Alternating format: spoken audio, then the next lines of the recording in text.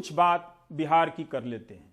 कुछ ही बात करनी चाहिए, क्योंकि बात करने से भी बात बन नहीं रही है और अपराध की बात करने से भी कुछ नहीं हो रहा है। कहा जा रहा है कि पूरा पटना इंडिगो के मैनेजर रुपेश कुमार की हत्या से सहमा हुआ है। उससे पहले भी पटना में कई हत्याएं हुई हैं जिनके अपराधी पकड़ से बाहर हैं, लेकिन इस हत्या के बहाने मिडिल क्लास में हलचल पैदा होने के दावे किए जा रहे हैं। लेकिन क्या इससे सरकार के कानून व्यवस्था पर कोई असर पड़ने वाला है, या फिर रुपेश कुमार को चूंकि बहुत सारे मंत्री, सांसद, पत्रकार जानते थे, एयरपोर्ट पर आते जाते रुपेश कुमार हर आम व्यक्ति की और हर खास व्यक्ति की मदद करते थे, इसलिए सहमे होने की औपचारिकता पूरी की जा रही है।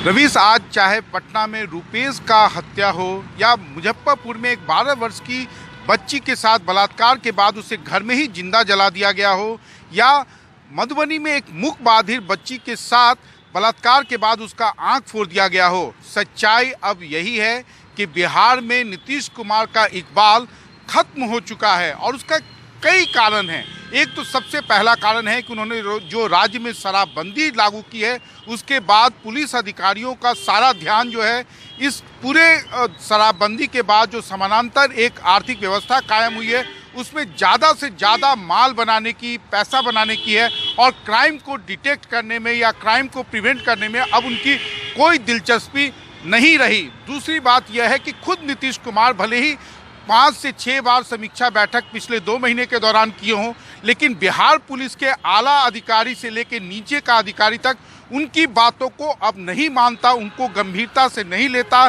जो निर्णय होते हैं उसे इम्प्लीमेंट नहीं कराया जाता। जैसे कि मैंने आपको कहा कि नीतीश कुमार ने कहा कि ज़्यादा से ज़्यादा रात में पेट्रोलिंग हो, लेकिन आपको पेट्रोलिंग कहीं नहीं दिखेगा। लेकिन अगर आप बिहार में आएंगे, मंत्रियों के घर में जाएंगे, विधायकों के घर में जाएंगे, तो वहाँ पर आपको स्टेन गन लिए हुए जो है सिक्योरिटी गार्ड आपको दरवाज़ा खोलेंगे, लेकिन सड़कों पर अगर आप जाएंगे तो आपको अधिकांशतः जो है वो लाठीधारी मिलेंगे।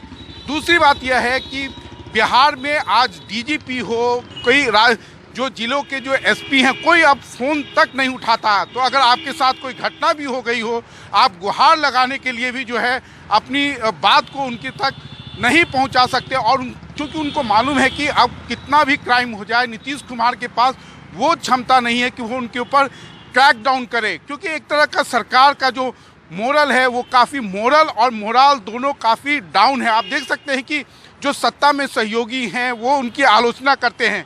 सुशील मोदी रुपेश के परिवार वालों से मिलने जाते हैं क्योंकि वो हाई प्रोफाइल केस है, लेकिन अगर किसी बच्ची को जिंदा जला दिया जाता है तो उसके परिवार की सूद लेने वाला कोई नहीं है। और बिहार में आज जो सबसे बड़ी बात यह है कि यहाँ की सरकार, यहाँ की पुलिस जो है वो अब रिएक्टिव है, वो क्राइम को डिटेक्ट करती है। घटना होने के बाद वो डिटेक्शन में विश्वास रखती है। अगर हाई प्रोफाइल केस हुआ तो निश्चित रूप से उसका उद्भेदन भी कर लेगी, लेकिन क्राइम को प्रिवेंट करने में उसका अब कोई विश्वास नहीं रहा, उसकी कोई इच्छा शक्ति नहीं रही। और इसका आप कह सकते हैं कि सीधा जो इसकी जिम्मेवारी बनती है वो मुख्यमंत्री नीतीश कुमार की, क्योंकि वो गृह विभाग के भी मुखिया हैं, 15 वर्षों से हैं, इसलिए उसके लिए इन सभी खामियों के लिए वो किसी और को दोषी नहीं ठहरा सकते।